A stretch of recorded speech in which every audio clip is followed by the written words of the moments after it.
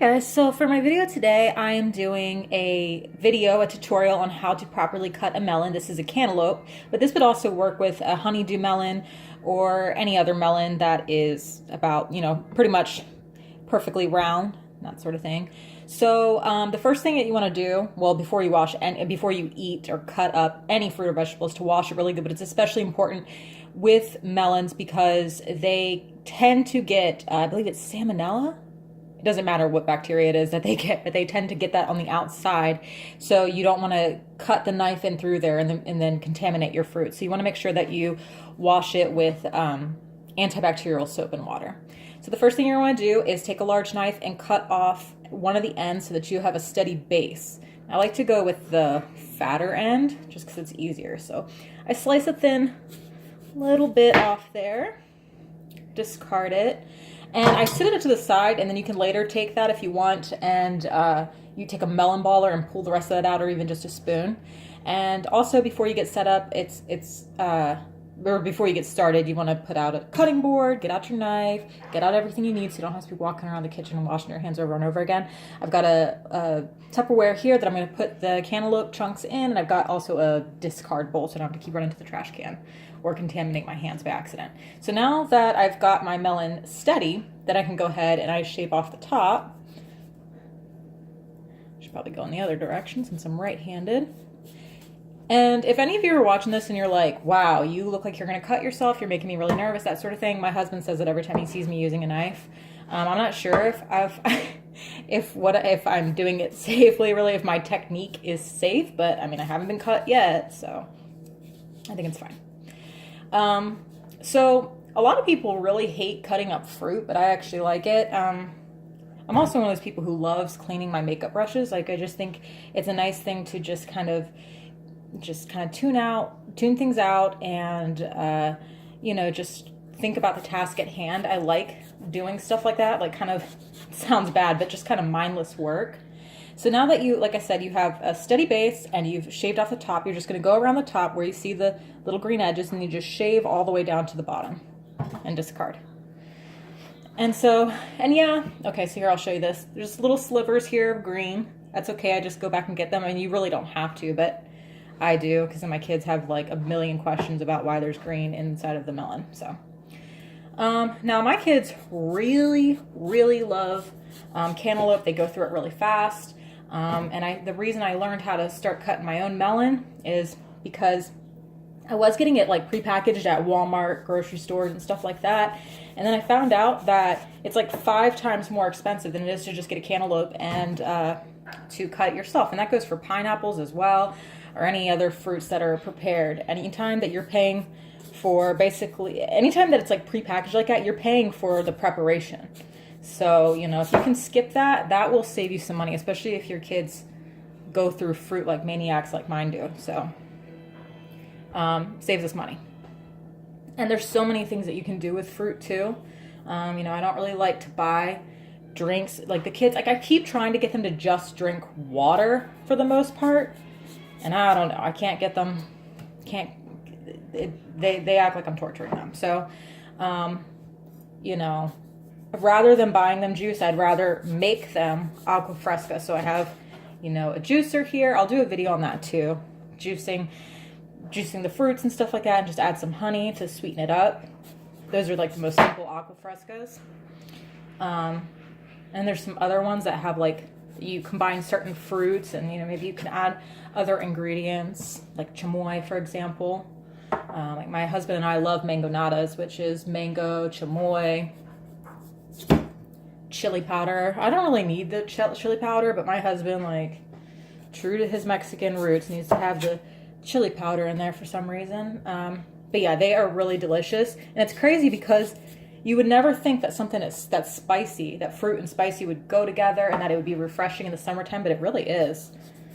So, but if you go, if you go up to those umbrella people selling mangonadas on the street, those cost you like $3, or you could just make a giant tub of it yourself for $3. So, learning how to cut fruit effectively is, it's definitely worth your time, I think. Depending on how busy you are, I mean, for me, I'm a stay-at-home mom, which, it's a full-time job in and of itself.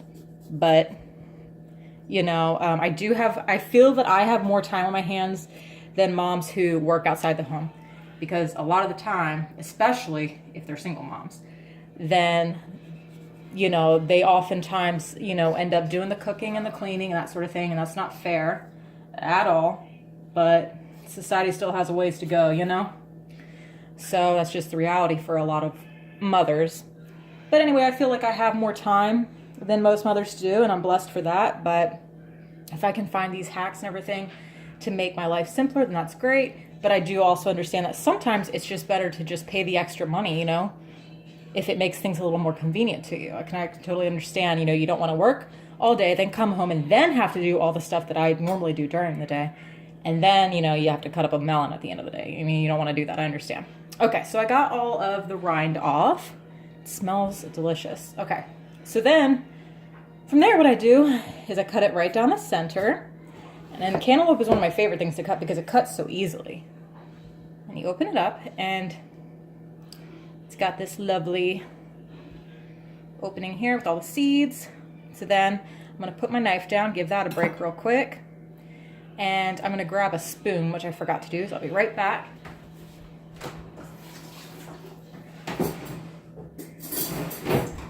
The spoon is for getting out the seeds. It's much easier to use a spoon to get out the seeds than a knife, trust me. Okay, so before I start scooping it out, I just kind of go down the side with the spoon, just scrape down in there, get all the seeds out. Nobody likes eating melon seeds. So another thing that you can do besides the agua frescas that I was talking about is sorbet. It's super easy. I will also do a video on that. My favorite is honeydew sorbet.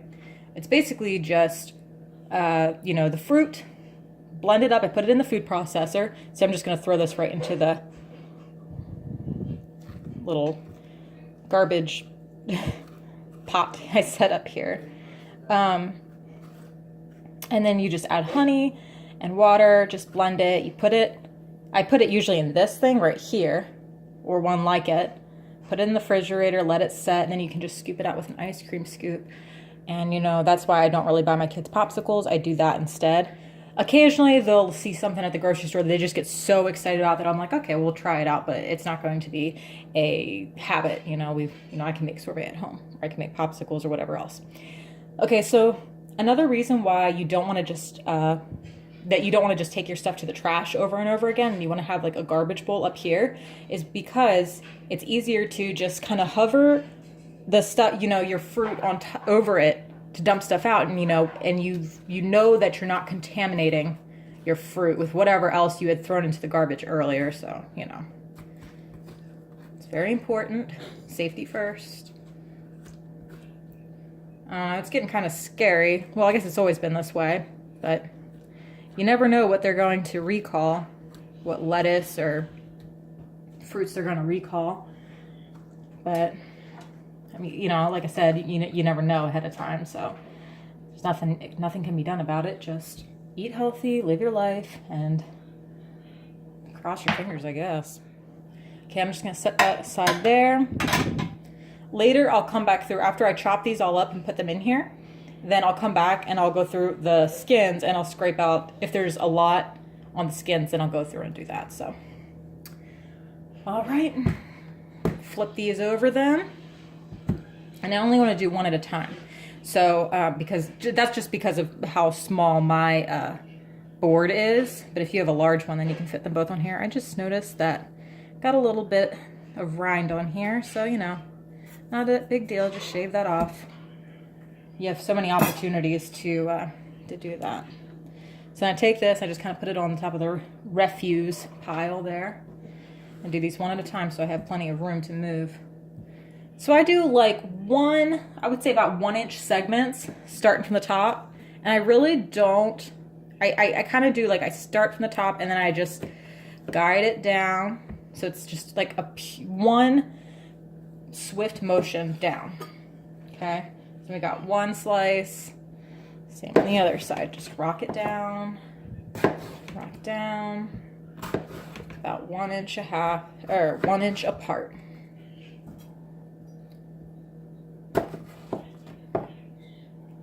From there, I'll I'll take some of these out of the way. I should start putting out 2 cutting boards because it really does make a difference. I move so then I cut these into like 1-inch square cubes. I take one hand and I move it towards the knife, and then I use my right hand. For me, right hand, it could be left hand for you, and I just do a chopping motion. Okay, so I'm moving with this hand, chopping with this hand. I'm just keeping the point on the board and just doing a quick slice. Super, super easy. I'll toss those in there. One time, whenever I think I was probably about 20 years old, and I was talking to a friend, I was over at her house, and I was like, whenever you cook or you chop stuff up or whatever, do you ever feel like you have your own cooking show? And she laughed so hard, and she was like, yes, I thought I was the only one. I'm so glad that you said that. And then I was like, good, because, you know, I've always done that. Like, even when I was a kid, I would pretend I had a cooking show. Like, I'd be out there. Like, I've never even been very good. Like, I'm, like, still just learning, really. But even when I was, like, 16 years old, I'd, like, boil a pot of water, get macaroni ready, and I would just, like, look off in the distance. I'd be like, hey, guys, welcome back to my show. Oh, my baby's... You want a piece of fruit? Want some melon? I'm going to cut him off a little tiny piece. Now, see, these chunks are good for everybody else in the house, but for him, I got to cut these up really tiny like that. Let me get this. All right, you don't want that? Okay. All right, so I'm going to put these over here. Oh yeah, that's another thing, is make sure that you clean off the entire counter with a really good cleaner, because sometimes these tumble off and you want to be able to pick them up and not have to throw them out. So, all right, again, starting with point, and just move with the other hand. So on my Instagram, I started posting some photos of like simple recipes and techniques and stuff that I'm learning. Nobody really ever taught me how to cook. My parents don't know how to cook. Oh my God, their food was just the absolute worst. The worst food. And I didn't know that their food, like, I thought everybody's parents were just really bad at cooking. I just thought food was awful, you know, basically, until I got out there and, you know, started having food at other people's houses and stuff like that. So yeah, nobody ever taught me how to cook. I've had to learn myself. And I don't, and you know, even like I noticed, I was like, wow, like when I was 29, I just turned 30, but when I was 29, I was thinking, I was like, wow, how am I 29 and I still like lean more towards like frozen meals and everything like that, and have to spend extra money for this food that's already prepared, you know, and there's very few things that I know how to make. And I just keep making them over and over again, and you know, I want to do better than that. So that's one of my goals for this year, is to learn 50 new recipes. So that's what I'm doing. If you want to follow my journey, I will put my Instagram handle, is that what it's called? Or is that just on Twitter? Whatever, my Instagram name in the description box below. Today I made artichoke dip, spinach and artichoke dip. And earlier this week I made something that's actually not new. It's something that we've been making in our family for a while. It's tradition. It's blueberry preserves, cream cheese, and chipotle sauce. I use it as like a dip or as like a condiment for, you know, it's good for like dipping chicken or in ham and cheese sandwiches. It sounds so weird, but I swear it is delicious. So put that on there, and yeah, there's not much on there yet, but I'm working on it.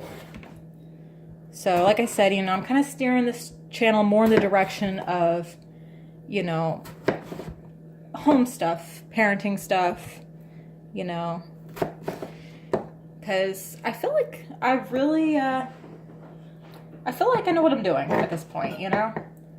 And I remember whenever, you know, I started the whole parenting journey, that I went to YouTube a lot to learn how to do new things, or to learn about different, you know, lifestyles, I guess you would say, or different methods in parenting and cooking and whatever else, you know, like for example, looking up co-sleeping, or looking up weaning, looking up cloth diapering, and everything like that. And so yes, you know, I've done a lot of research over the past 10 years that I've been a parent, and I've learned a lot just from my own experiences too. So traveling with kids, I've got a lot of tips about that, and I really hope I can help not only those of you who are new to parenting, but also those of you who maybe are wanting to try different methods for things. So I really hope that I can help somebody in that way. So that's where I'm really trying to, you know, steer this channel. That's the direction I'm trying to go for. And I'm still going to do unboxings. Those are fun. I do Boxycharm. I'm back on Boxycharm, by the way. Somebody asked me recently. I forgot to tell you guys. I am back on Boxycharm. I'm getting the April box. I'm so excited for that. It is festival themed, and I really love that aesthetic. So I'm just really pumped about that. And then if you want to see the spoilers for that, go to my Instagram page, because instead of doing spoilers on my YouTube channel, I'm going to just start putting it on my Instagram page so that I don't like clog up your guys' YouTube feed with just spoiler videos. So, and then for Owlcrate, there's been some spoilers out for Owlcrate that I'm so excited about. And yeah, the theme this month is Dark Side, and it's about morally gray characters. We're getting a scarf, we're getting socks, we're getting something to display our pins, and then, you know, of course, there's other things in the box. So yeah, I'm really excited for that. I love doing unboxings, but again, if you want to see spoilers, like other than the unboxings, if you just want to see spoilers ahead of time, then just, you know, subscribe to my Instagram or follow me on Instagram, and then you can get those. I get them up there pretty fast. Those pictures. And I also got my spoiler email to find out which highlighter I'm getting in the April Boxycharm box. And I'm so happy I'm getting exactly the one that I was hoping for, which is funny because everybody was saying how ugly it was, and I was like the only one who wanted it. But, you know, a lot of times people are like, oh, well, you can just do a trade. Yeah, but I don't know. I just feel like the whole trading thing is a pain in the butt. So, you know, it's just, of course, better to just get it in my own box and not have to go through all that mess. So I'm so excited that I'm getting the purple highlighter. Okay, well, that is all the cantaloupe.